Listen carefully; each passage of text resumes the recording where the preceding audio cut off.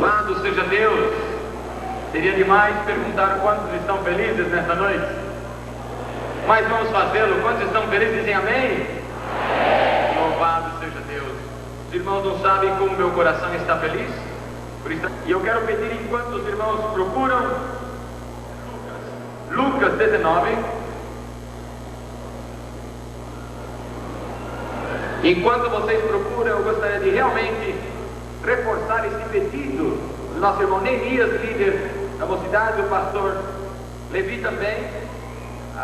Eu acho que eles já me conhecem muitos anos. Eu tenho um problema muito sério, irmãos, eu vou confessar aqui a vocês.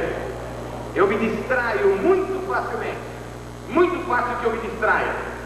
Portanto, eu vou rogar a vocês que no tempo que nós estivermos falando, somente em um pequeno espaço de tempo, serão alguns minutos nada mais, que você faça o possível para não se mover, porque se você se move do seu lugar, eu posso me distrair e perder o fio da meada, e eu não quero que isso aconteça. Então eu quero pedir a vocês, revelando essa minha fraqueza de me distrair facilmente, que o máximo que puderem, fiquem nos seus lugares. Se possível for, nem respirem. Amém? Se possível for, nem respirem, para que não tenha perigo de que a sua movimentação venha a ser um estorvo para que a mensagem não chegue ao coração de alguém. Os irmãos já o têm? Capítulo 19 do Evangelho segundo escreveu São Lucas. Eu vou pedir que você faça essa leitura comigo, mas não feche a sua Bíblia. Amém, irmão?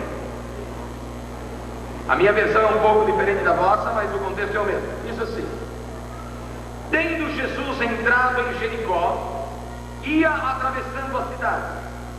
Havia ali um homem chamado Zaqueu, o qual era chefe de publicanos e era rico. Este procurava ver quem era Jesus e não podia por causa da multidão, porque era de pequena estatura. E correndo adiante, subiu a um sicômoro a fim de vê-lo, porque havia de passar por ali. Quando Jesus chegou àquele lugar, olhou para cima e disse-lhe: Zaqueu, desce depressa, porque importa que eu fique hoje em tua casa. Desceu, pois, a toda pressa e o recebeu com alegria. Ao verem isto, todos murmuravam, dizendo: entrou para ser hóspede de um pecador. Zaqueu, porém, levantando-se, disse ao Senhor: eis aqui, Senhor, dou aos pobres metade dos meus bens, e se em alguma coisa tenho defraudado alguém, eu lhe restituo quadruplicado. Disse-lhe Jesus: hoje veio salvação a esta casa, porquanto também este é filho de Abraão. Porque o Filho do Homem veio para buscar e salvar o que se havia perdido. Vocês podem repetir o último versículo comigo, versículo 10. Porque o Filho do Homem veio buscar e salvar o que se havia perdido. Uma vez mais: porque o Filho do Homem veio buscar e salvar o que se havia perdido. Só mais uma vez para que ninguém se esqueça: porque o Filho do Homem veio para buscar e salvar o que se havia perdido. Oremos ao Senhor. Pai Santo, nesta noite tão especial para cada um de nós, depois de havermos entoado louvores que falam da grandeza do Teu nome, declarando aquilo que cremos, Senhor, naquilo que confiamos e aquilo que esperamos do nosso Pai, agora nós nos sentamos aos Teus pés para ouvir a Tua palavra. Fala, ó Deus, aos nossos corações, que essa mensagem venha explodir no nosso peito nesta noite e fazer coisas profundas, aquelas que somente Tu podes fazer pelo poder do Teu Santo Espírito. Humildemente, Senhor, entregamos nas Tuas mãos a nossa vida, assim como entregue a Ti nesta reunião a Ti, para que saiamos daqui abençoados, restaurados, transformados, consolados, renovados, reivindicados pelo poder da Tua palavra. Isso nós te rogamos, ó Deus, no nome poderoso de Jesus, o Jesus a quem estamos tomando. Amém, Senhor. Amém, Jesus. Jesus. Podem sentar. Eu peço a permissão de vocês para tirar a capa. Obrigado. Aleluia. Após terminar de pregar, eu não sei se sou um pastor abençoado, mas abençoado eu sei que sempre sou. Glória a Deus. Eu acho que não podia ser melhor escolhido um tema, principalmente nos dias em que vivemos, do que este: Jesus, a fonte de salvação. Jesus, a única fonte de salvação. Não importa por onde queiram buscar os homens ou que caminhos queiram tomar. Alguém chegou a dizer: todos os caminhos levam a Deus. Nós sabemos que isso não é verdade. Todos os caminhos podem levar a Jesus. Por mais que toda e qualquer religião ou filosofia queira falar de relação interpessoal, que queira falar de transformação de mente, seja essa política, social ou espiritual, acaba caindo em Jesus. Todos os caminhos podem levar a Jesus, mas somente um nos leva a Deus. Jesus Cristo acentuou essa sua singularidade quando ele disse: eu sou o caminho e a verdade e a vida, e ninguém vem ao Pai senão por mim. Aleluia. Jesus Cristo é a única fonte. Os homens tratam de saciar a sua sede de diversas maneiras. Oportunidades não faltam nesta vida, nesta terra, sejam elas humanas, espirituais, diabólicas ou de maquinação humana influenciada pela força do diabo. Mas a verdade é que ninguém ama como Jesus ama. Ninguém fala como ele fala. Ninguém compreende como ele compreende. Ninguém restaura como ele restaura. Ninguém livra o homem do poder da culpa como ele, pelo seu sangue e o seu sacrifício na cruz, podem libertar. Aleluia. Ninguém promete o que ele promete. Ninguém pode cumprir como ele pode. Ninguém é como ele. Ele é o único, é o verdadeiro, é o Santo de Israel, Jesus de Nazaré. Aleluia. Neste texto bíblico eu gostaria que vocês me acompanhassem atentamente a uma reflexão muito interessante. Você não pode jamais conhecer a Jesus se você não o experimenta. Foi exatamente o que sucedeu com aquele pastor, servo de Deus, pregador tão simples, mas tão influente em uma cidade. Um dia, desafiado por alguém, um intelectual eminente da mesma cidade, ele foi desafiado diante de um palanque falar a uma multidão como vocês. O pastor gentilmente ofereceu a primeira parte, a primeira palavra àquele intelectual, e ele se levantou, e o seu intuito era provar que Deus não existia. E esse homem começou a falar sobre a ignorância daqueles que servem a Deus, daqueles que seguem a Deus, e são pessoas realmente totalmente alienadas do que é cultura, do que é intelectualidade, do que é conhecer ciência. Durante todo o tempo que ele falava, o pastorzinho assentado simplesmente orava ao Senhor. Já nas últimas palavras do seu discurso, aquele homem olha para o pastor em uma atitude muito irreverente e nota que aquele homem mete a mão no seu bolso e tira uma laranja. E ele começa a descascar aquela laranja. E indignado ficou aquele intelectual e começou a apontar aquele servo de Deus e disse: olha, gente, os dirigentes, os líderes dessa religião nem sequer sabem o que é respeito. E assim ele termina de falar, o pastor calmamente se levanta, depois de haver descascado toda a sua laranja, ele a corta no meio, e o intelectual diz a ele: agora é sua vez, pastor, depois que o senhor terminar de comer. O pastor calmamente se aproxima daquele microfone, abre aquela laranja em duas, toma uma das metades e dá aquela tradicional e saborosa chupada na laranja, que faz o barulho retumbar e ressoar por toda parte. O homem sacudia a cabeça. O pastor então lhe pergunta: prezado doutor, eu tenho uma questão, uma pergunta para o senhor. E aquele homem disse: quantas quiser, pastor. E ele então pergunta: o senhor pode me dizer se essa laranja está doce ou está azeda? Aquele homem sacudiu a cabeça e disse: pobre homem, que ignorância! Como poderei eu saber se sou um cientista, alguém que somente conhece o que experimenta? Como, sendo o senhor o que come a laranja, venha perguntar a mim se ela está doce ou azeda? Aquele homem disse: meu amigo, pois exatamente assim é Jesus.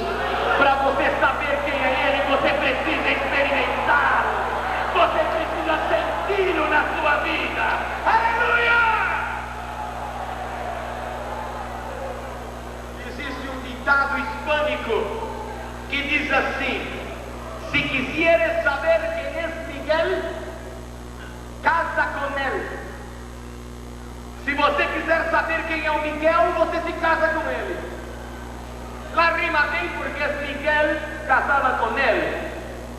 Mais perto, mais perto. Mas a verdade é que para que você conheça uma pessoa realmente, você precisa conviver com ela. Para conhecer não somente as suas ações, senão que sobretudo as suas reações. Muitas pessoas podem atuar como cristãos e não é difícil fazê-lo, é fácil. Eu posso lhe dar até algumas aulas se você quiser.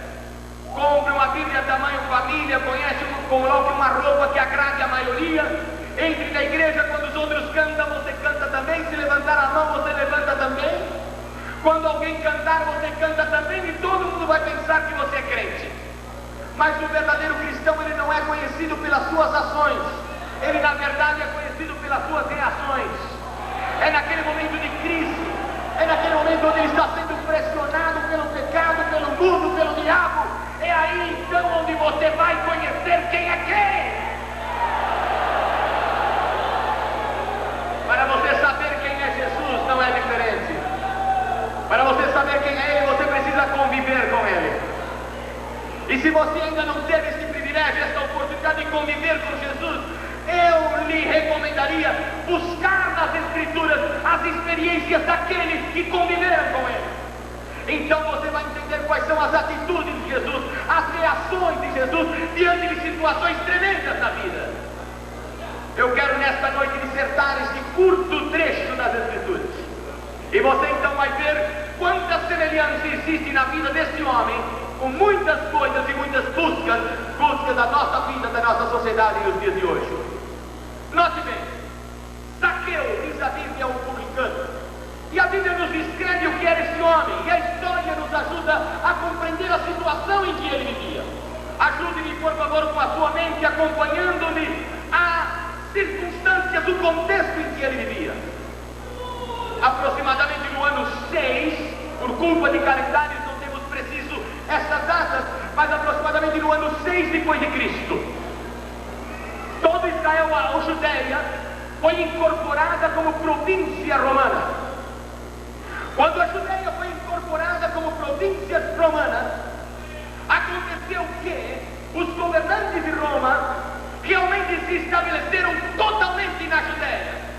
O que eles queriam sobre todas as coisas é pouco a pouco ir avançando contra a religião judaica, a fim de poder conquistar aquele povo a adorar a César, como todos os demais nações do Império Romano o faziam. O que acontece? Que imediatamente as repartições públicas, as escolas, tudo o que se diz respeito ao Estado passou a estar nas mãos dos romanos. E eles tratavam de pressionar a população com todos os seus artifícios, com todas as armas possíveis, para poderem fazê-los render-se ao Império Romano. Um povo muito difícil de fazê-lo era o judeu. Não queriam inclinar-se aos deuses, nem tampouco a César, que fazia parte do Império Romano. Mas eles tinham uma estratégia. Na sua estratégia começava pelos religiosos. Os sacerdotes que lideravam a sinagoga, por exemplo, eles eram assalariados pelo governo. Sendo assim, eles tratavam cada dia de manipular as situações, manipular aquele povo, para que dia tras dia fosse cedendo para o comando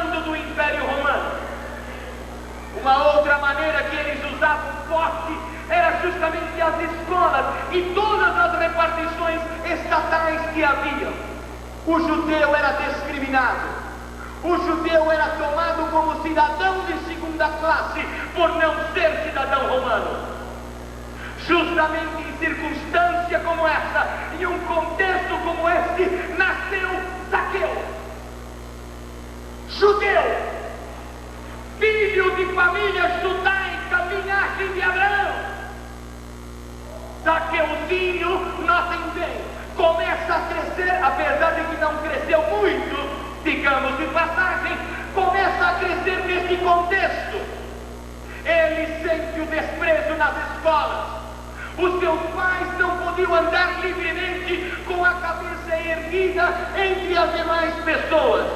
As outras crianças zombavam de Zaqueuzinho. Aquele sentimento de pessoa discriminada, humilhada e achatada por uma sociedade que humilhava e oprimia. Zaqueu começa a crescer com uma revolta dentro dele. E tudo que no contexto nos faz entender é que este menino chegou a um ponto da sua vida em que ele disse: não vale a pena seguir ao Deus dos meus pais. Ele chegou a um ponto em que ele disse: não vale a pena seguir a tradição, os ensinamentos dos meus pais. Eu preciso lutar por mim mesmo e ir ao encontro e na busca da minha própria felicidade. O que fez Zaqueu? Ele tomou atitudes. Quem sabe algumas coisas boas nós poderíamos aprender de Zaqueu. Por exemplo, o seu espírito de luta. Por exemplo, o seu espírito o seu ímpeto para alcançar aquilo que ele queria. O seu desejo de superação. A Bíblia diz que Zaqueu então resolveu conseguir um trabalho. Mas ele não queria um trabalho comum. Ele não aceitava ser simplesmente um engraxate, um balconista ou limpar escadarias. Ele queria alguma coisa que pelo menos ele sentisse que o dignificasse. O que fez Zaqueu? Ele disse: eu quero trabalhar para o Império Romano. Para que ele o fizesse, ele teve que imediatamente renunciar de fato os seus conceitos, os seus princípios religiosos. Mas Zaqueu não teve dúvidas, ele o fez. Note bem, por quê?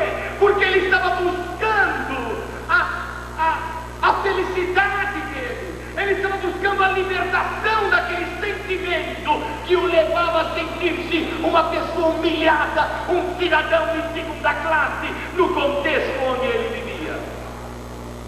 Zaqueu então conseguiu aquele emprego. E qual era o trabalho? Um publicano, um homem público. Ele foi trabalhar para o governo. Ele pensou consigo, talvez, se eu consigo um cargo público e me alio ao Império Romano, eu mudo de categoria nessa sociedade e as pessoas vão me respeitar mais. Então eu serei um homem feliz. O que aconteceu? Zaqueu, sendo publicano, ele sai pelas ruas orgulhoso do cargo que tinha e da sua posição social e profissional, esperando que aquilo pudesse satisfazer o seu ego. A princípio tudo parecia bem.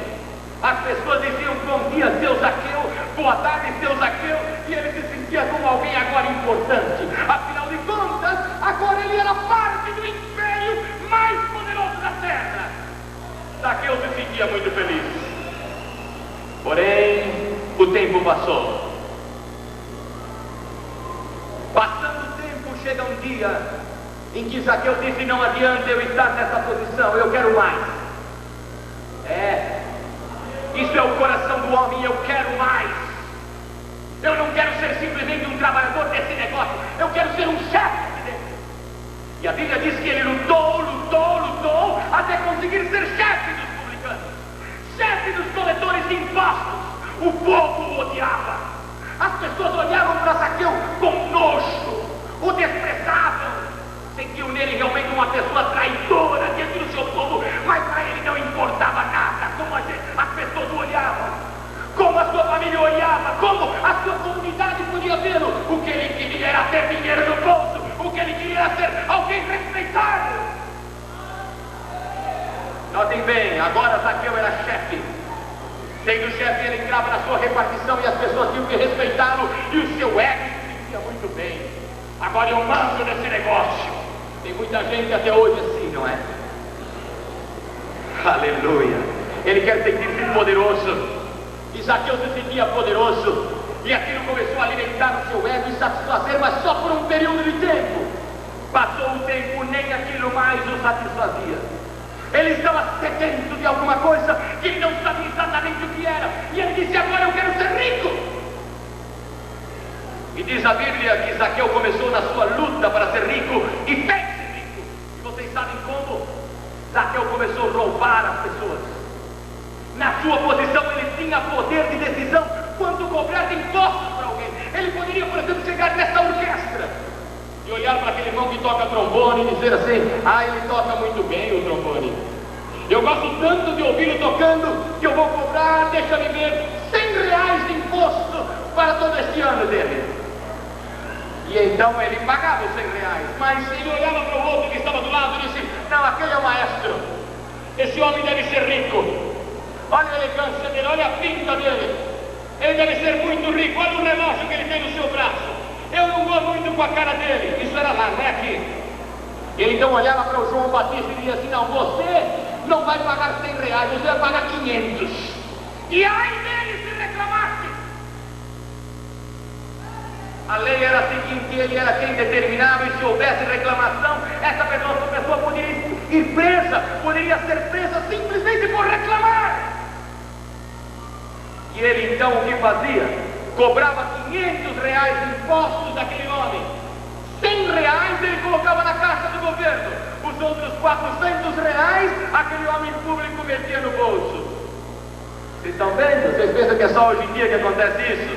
Não, hoje não acontece isso. Mas naquele tempo os homens públicos metiam muito dinheiro dos contribuintes no seu bolso. Hoje não. Hoje põe no banco, porque no bolso não cabe. Mas isso não estamos falando de política aqui. Mas isso acontecia naquele tempo, há 2000 anos. Zaqueu então, de repente, se tornou um homem rico. Mas a Bíblia diz: olha, bem, sendo Zaqueu um homem rico, aquilo que nos indica as Escrituras é que ele ainda não havia encontrado o que ele tanto anelava, o que ele tanto buscava. A tal ponto que um dia esse homem ouviu falar de Jesus. Nós encontramos aqui na Escritura quando foi que alguém primeiro falou para ele de Jesus, mas ele ouviu falar de Jesus. Agora eu quero que vocês notem bem uma coisa. Aleluia. Isso, desliga aqui. Amém. Agora eu quero que vocês notem bem uma coisa. Zaqueu agora era um homem rico. Zaqueu agora era um homem que tinha dinheiro, mas dentro do seu coração ainda faltava algo, e ele havia ouvido falar de Jesus. Ele ainda não havia conhecido a Jesus, não havia se encontrado com Jesus. Porém, Zaqueu era um homem oportunista, ou seja, alguém que não gostava de perder a oportunidade. Um dia, estando Zaqueu ali em Jericó, na terra dos ricos, ao norte de Jerusalém, a terra das palmeiras, ali estava ele, quando de repente alguém entra correndo na cidade. Ei, todo mundo, atenção, ele vem vindo aí. E todo mundo, ele quem? Ele quem? Jesus vem vindo! Jesus vem vindo! E todo mundo correu e disse: mas como você sabe que é Jesus? Você nunca ouviu falar daquele homem que anda por aí, por Jerusalém, por toda a Galileia, e ele anda curando os enfermos, ele anda restaurando as pessoas. Você não ouviu falar dele? E as pessoas dizem: mas você tem certeza que é ele? Claro que sim. Ele acaba de entrar por Jericó e acabou de curar aqueles 2 ceguinhos ali na entrada. Ele os curou. Jesus está chegando aqui. Aleluia! Quando Zaqueu ouviu isso, oh aleluia, eu tenho até vontade de pular lá pertinho de vocês, porque a gente não pode perder isso. Quando Zaqueu ouviu isso, Jesus vem vindo aí, a Bíblia diz que o coração dele começou a bater forte. Ele queria ver, pelo menos ver quem era Jesus. Ele já tinha tido todas as oportunidades desta terra. Ele estava socialmente politicamente, ele estava financeiramente nos mais altos níveis da sua sociedade, mas nada disso havia enchido aquele buraco, aquele vazio do seu coração. Ele queria pelo menos ver quem era esse Jesus. Oh, aleluia! Olha que coisa maravilhosa. Esse homem inteligente viu a multidão. Ele correu até onde estava aquela multidão, mas o homem era baixinho mesmo. Levantou para um lado, levantou para o outro, e ele não conseguia ver Jesus. Mas o baixinho era inteligente. O baixinho era tremendo. O baixinho olhou para trás e disse: bom, deixa eu preparar uma estratégia aqui. Como é que eu posso fazer? Que eu vou ver Jesus, eu vou. Essa eu não perco, essa eu não perco, aleluia. Oh, glória a Deus. Notem bem isso. De repente Zaqueu viu aquele sicômoro, aquela figueira brava. E ele disse: deixa ele ver, calculista, ele vai descer por ali, entra à direita, faz a voltinha, ele vai ter que passar embaixo dessa árvore. Zaqueu, corre lá, Zaqueu. Zaqueuzinho correu, subiu lá em cima, se acomodou bem na árvore. Aquela árvore frondosa, cheia de folhas. Enquanto todo mundo desesperado para ver a Jesus, Zaqueu se acomodou, primeira classe, no sicômoro. Muita sombra. Muito bem, aqui eu estou acomodado. Enquanto esse montão de bobocas aí tenta ver Jesus de lá, eu vejo ele desde aqui, olha. Eu vejo ele desde aqui. E afinal de contas também eu escondido no meio dessas folhas. Eu dissimulo bem, ninguém vai me ver. Ninguém vai perceber como eu estou desesperado para ver esse Jesus, o grande Zaqueu. Zaqueu então subiu ali em cima, se escondeu e ficou esperando. De repente, ouça bem, a multidão vem descendo. Aleluia. Aleluia. E Zaqueu avista Jesus no meio daquela multidão. O seu coração começa a bater forte. Alguma coisa o atrai para aquele homem. Havia algo realmente especial naquele homem. O que era, Zaqueu não sabia, mas havia algo de especial naquele homem. E ele vem se aproximando.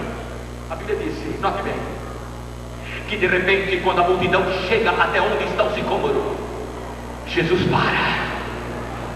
Zaqueu fica quietinho ali. Bom, ninguém sabe que eu estou aqui. Deixa eu dizer uma coisa para você. Zaqueu dissimulou. Zaqueu se escondeu entre aquelas folhas. E ele pensou: ninguém sabe que eu estou aqui. Havia uma multidão cercando a Jesus. Mas quer que eu diga uma coisa para você? Jesus Cristo não se impressiona com multidões. Depois da multiplicação de pães, Jesus Cristo tinha mais de 5.000 pessoas na sua igreja. Cruzando o mar da Galileia, o povo veio ao encontro dele e queria que ele fizesse milagres. Jesus disse: não!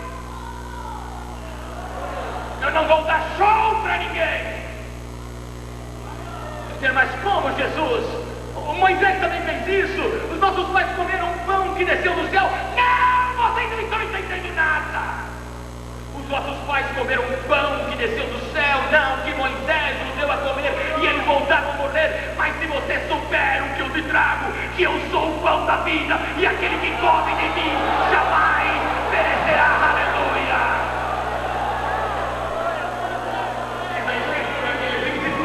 Jesus vai fazer um milagre. Não faço milagre nenhum.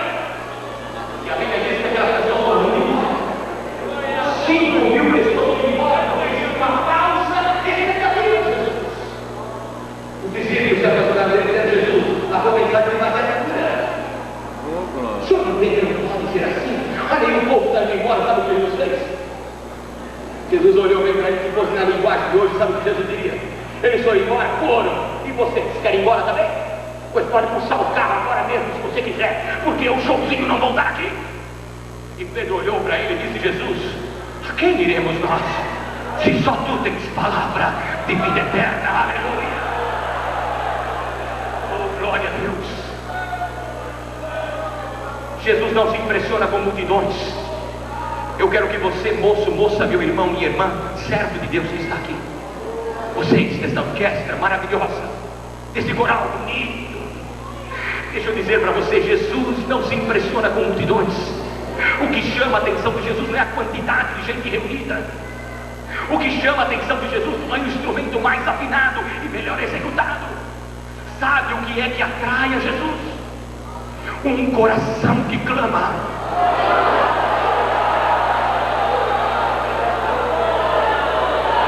Onde houver um clamor, ali estará Jesus. Jesus podia falar com multidões, mas ele teve tempo para uma mulher samaritana. Ele tem tempo. Jesus não se deixa envolver por ativismo, nem se impressiona com grandes multidões.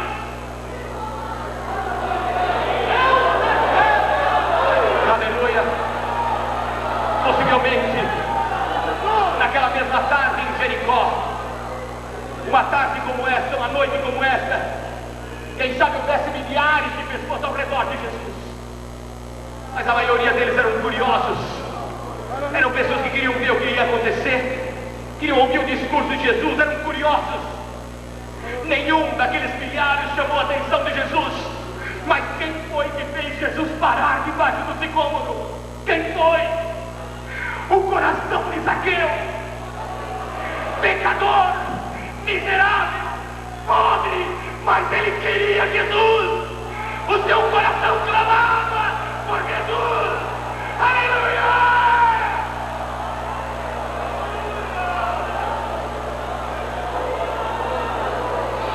A Bíblia diz que por causa de Zaqueu, Jesus parou. Oh, aleluia! Quem sabe os discípulos disseram que Jesus, o Senhor está atrasado. A campanha precisa começar aí em Jericó. Não. Acabou a campanha, acabou tudo que se for necessário. Tem um coração aqui em cima, olha, me chamando. Tem um coração aqui que precisa de mim. Aleluia. Talvez você esteja no meio dessa multidão de pessoas e você até pense que pode se esconder aí no meio, que Jesus não vai se importar com você, não vai ver você, você é insignificante. Você está enganado. Se o teu coração está clamando por Jesus, Ele está aqui por tua causa nesta noite. Por tua causa nesta noite. Aleluia!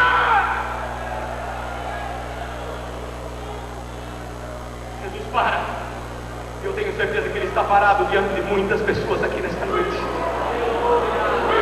Se você veio aqui com o coração clamando por Jesus, você sai daqui com a presença desse Jesus na tua vida hoje.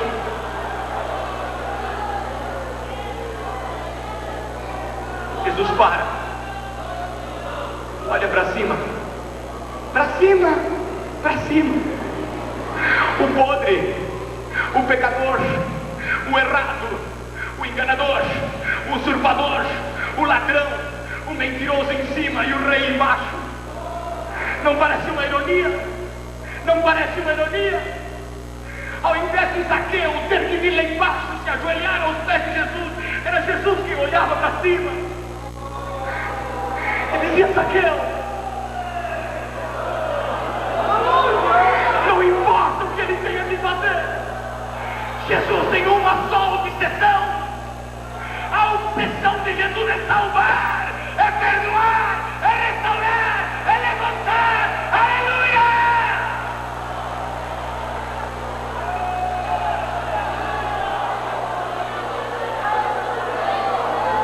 Não. Você vai dizer: não, comigo Jesus não pode falar. Eu tenho uma vida tão errada, tão torcida, meu Deus do céu. Eu estou lá embaixo. Jesus desce mais embaixo ainda. Ele vai onde for necessário, contanto que Ele resgate a tua vida. Porque Ele veio para buscar, Ele veio para salvar, Ele não veio para condenar, Ele não veio para acusar. Como? Não, sim não, Jesus. Eu sei que eu tenho feito algumas coisinhas aí, mas eu vou devolver para todo mundo. E se alguém eu tenho roubado, Jesus, eu devolverei quadruplicadamente. Jesus disse: ah, que bom. Aí foi quando Jesus falou: nesta tarde entrou salvação a esta casa, porque o Filho do Homem veio para buscar e salvar o que se havia perdido. Porquanto esse também é filho de Abraão. estava dizendo que ele queria dizer quando ele disse: há entrado salvação a esta casa. Ele estava dizendo: eu entrei nesta casa. Porque onde Jesus entra, há salvação. Onde Jesus entra, existe transformação. Nesta noite, eu quero convidar você a tomar uma atitude muito bonita diante de Jesus. Que quem sabe você ano tras ano tem vindo aos congressos ou à igreja. E você, quando está na casa do Senhor, você canta, você louva, você adora, mas quando você sai dali, você não consegue ser o mesmo.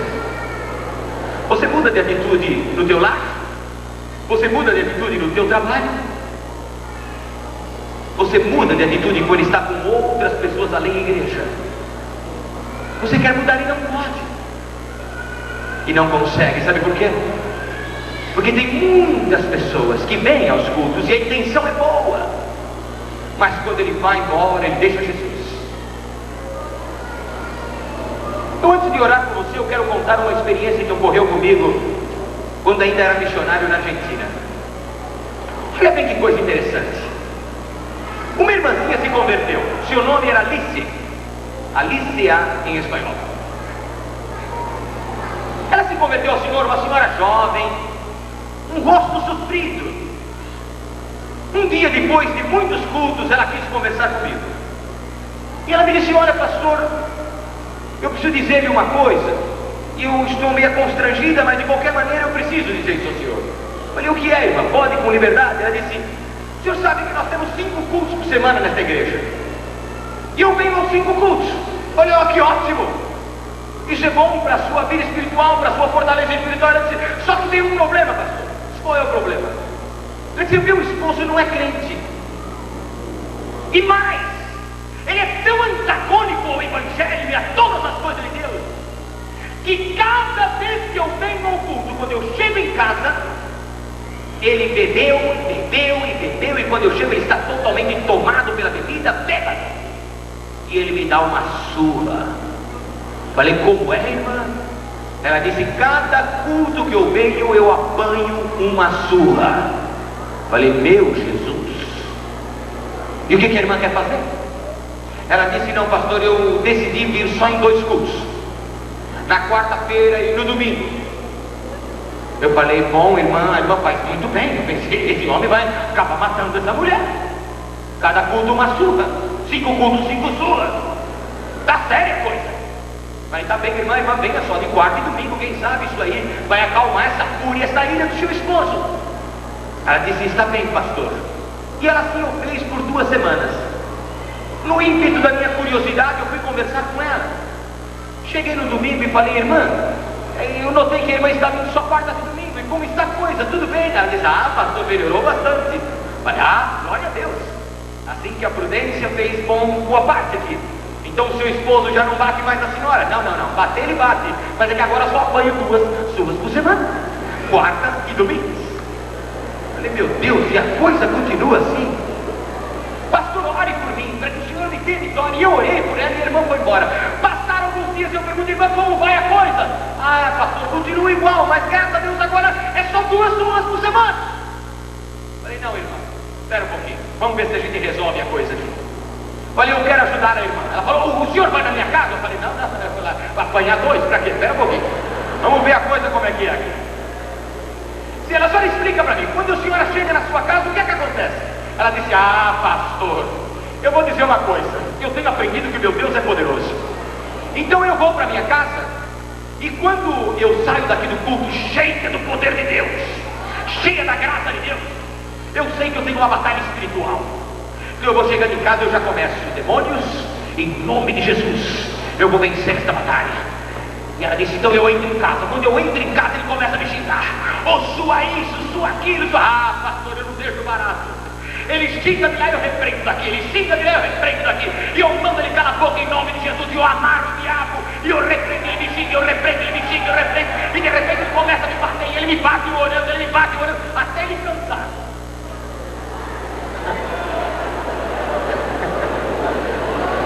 Naquele momento eu pensei, meu Deus, o que a gente vai fazer aqui? Aí o Espírito Santo me deu uma orientação, e eu disse àquela mulher: olha, irmã Alice, a irmã vai fazer uma coisa de hoje em diante. Ela disse: o que é, pastor? Eu falei: olha, eu tenho a impressão que o que a irmã está fazendo é que a irmã está falando demais. A irmã está fazendo demais e não está deixando Jesus fazer o que ele quer. Então nós vamos fazer o seguinte: nós vamos fazer uma oração hoje, e a irmã vai sair daqui cheia de convicção e de fé, e que a senhora vai para a sua casa e que Jesus vai com a senhora. Quando a irmã entrar em casa, ela diz: o que eu faço? Nada. A irmã fica caladinha, somente orando em espírito. A irmã vai orando, e se ele começar a xingar e ele blasfema, pastor, deixe ele falar. Deus não toma em conta o tempo da ignorância. Ele não sabe o que faz. Enquanto ele fala, a irmã ora e deixa Jesus fazer o que ele tiver que fazer. A irmãzinha disse: tá bem, pastor, eu vou fazer essa experiência. E ela foi para casa. No domingo seguinte, ela vem contando. Note bem. Então ela conta que ela foi chegando na sua casa, e quando chegou na porta da entrada, ela disse: Jesus, eu sei que o Senhor está aqui comigo agora. Eu vou entrar, Jesus, e a coisa aí o Senhor já sabe como é. É fogo. Entra na minha frente, Jesus, e faz o que o Senhor tiver que fazer. Aleluia. Ela abriu a porta e entrou. Quando ela entrou em casa, ela morava em um ranchinho, uma casinha bem pequena, somente o quarto e a cozinha, e do quarto podia ver-se para a cozinha, e o homem estava lá no quarto. Quando ela entra, não deu outra, ele começa: sua isso, sua aquilo, outro. Mas ela lembrou: não, hoje eu não falo nada, Jesus, fala o Senhor, faz o Senhor. E ela ficou caladinha lá na cozinha. O homem xingou, praguejou, roubou maldição, falou tudo, e ela lá quietinha, lavando a louça e arrumando tudo, e ele falando. De repente ele foi diminuindo,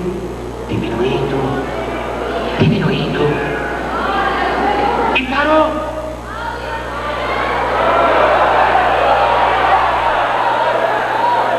A irmã Alice, desconfiada, dá uma olhadinha no quarto, e o homem estava com a cabeça coberta, apesar de ser verão, coberta com um cobertor. E a irmã Alice disse: pronto, Jesus matou meu marido. Foi a primeira coisa que veio na cabeça dela. Ele matou o homem. Ela ficou ali meio assustada. Esperou um pouquinho. E ela saiu da cozinha bem devagarinho, ponta de pé, entra no quarto, troca de roupa, senta na cama, e o homem não se mexe. Fala: meu Deus, morreu mesmo. Morreu. Quando ela senta na cama, que tira o seu pedacinho de coberta, disse que o homem começa a puxar a coberta. Ela disse: meu Deus, é agora, ele me pega agora. Mas quando ele abaixa o cobertor, o seu rosto está banhado em lágrimas.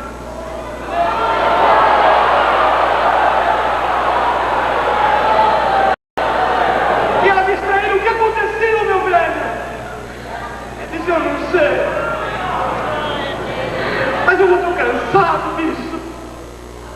Eu sei que você não é uma má mulher, você não é uma má esposa, você só vai na igreja. E eu sou uma porcaria mesmo. Eu fico aqui só bebendo nessa bebedeira com meus amigos, fazendo coisa errada. E você chega ainda me xinga, te bate, eu não presto mesmo. Ela olhou para ele e disse: meu velho, é isso mesmo. Eu vou para a igreja porque eu amo você. É porque eu estou orando que Deus abençoe o nosso lar, os nossos filhinhos. Eu tenho orado por você, meu velho. É só isso que eu tenho feito. Pedindo a Deus pela tua vida. Para encurtar a conversa, no domingo seguinte, entra ela de braço com o marido na casa do Senhor. E hoje ele é um diácono servindo ao Senhor em Córdoba, na Argentina.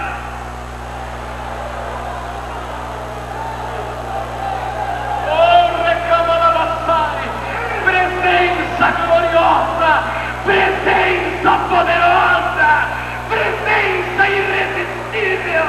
É a presença do teu Jesus, aleluia.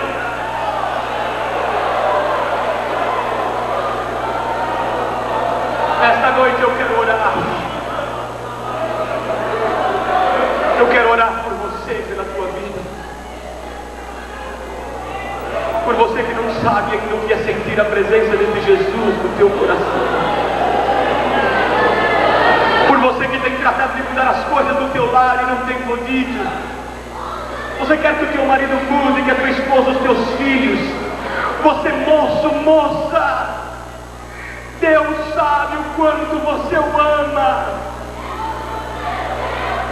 E às vezes você quer ser fiel, você quer mudar, mas você não encontra força. Jesus está dizendo: é necessário que hoje eu vá à tua casa, a intimidade da tua vida, e mude por dentro.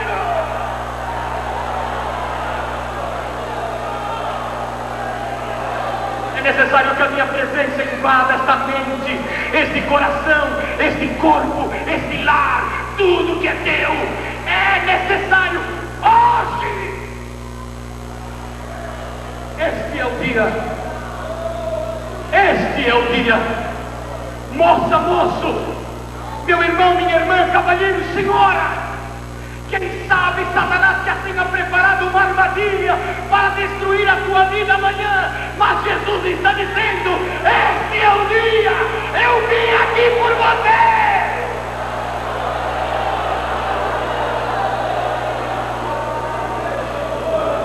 Jesus está aqui. Fique em pé agora, por favor. Ninguém se mova do seu lugar. Este é um momento importante. Feche os teus olhos.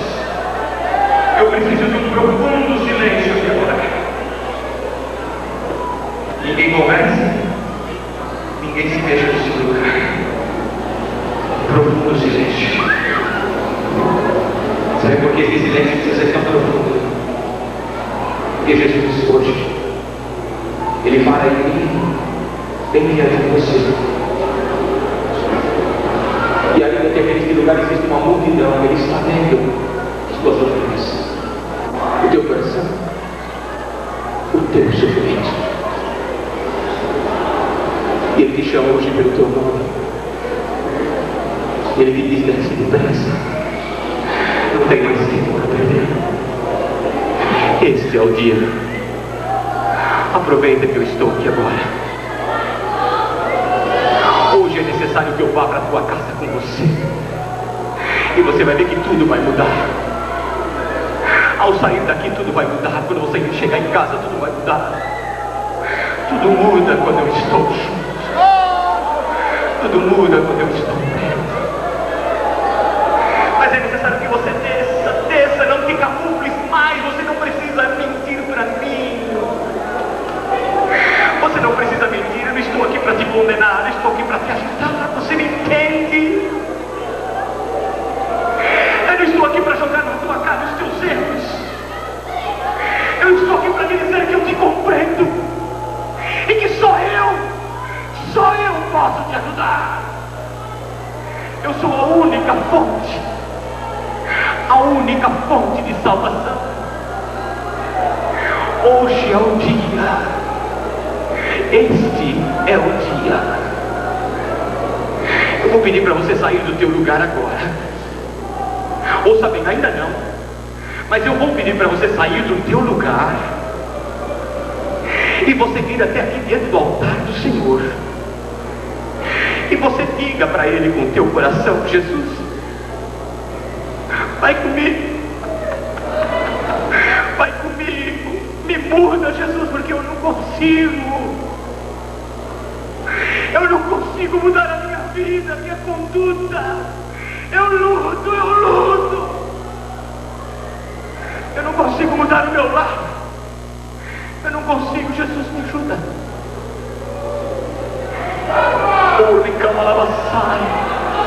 Jesus diz para você agora: desce do teu orgulho. Desce do teu esconderijo. Não importa o que a pessoa que está diante de você, atrás de você, do teu lado direito ou esquerdo, diga ou pense. Você não tem que dar satisfação a ninguém hoje. O teu assunto é com Jesus. E Ele te diz: desce depressa, porque hoje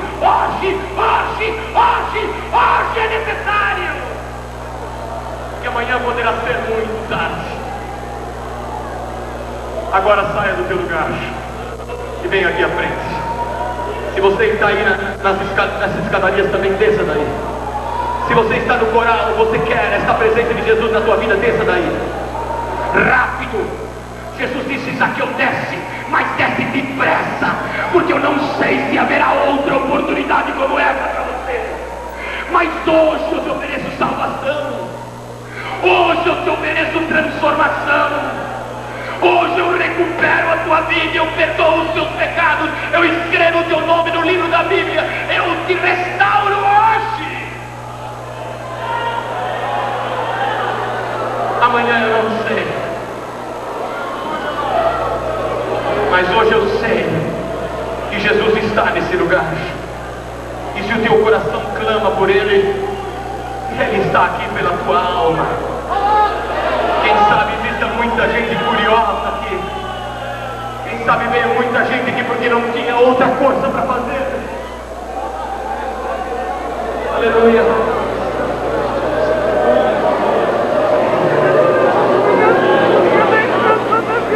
O Neemias está dizendo que está vindo muitas pessoas crentes também.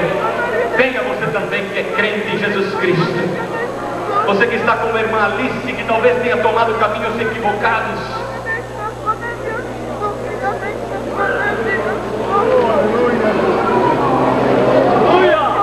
Você que não tem encontrado saída, solução para os seus problemas.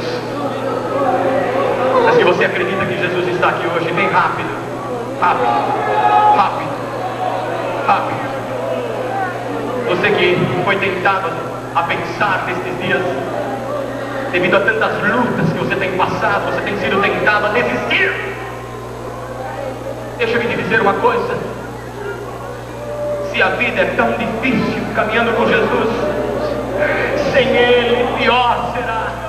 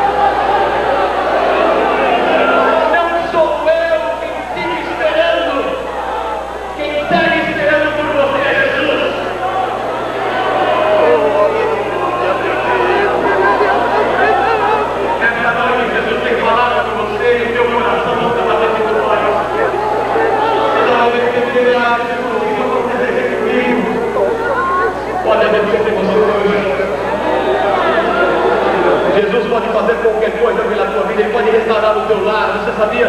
Ele pode salvar o teu esposo, a tua esposa, pode salvar os teus filhos, os teus irmãos, os teus pais.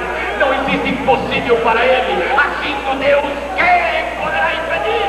Não há impossível para Ele.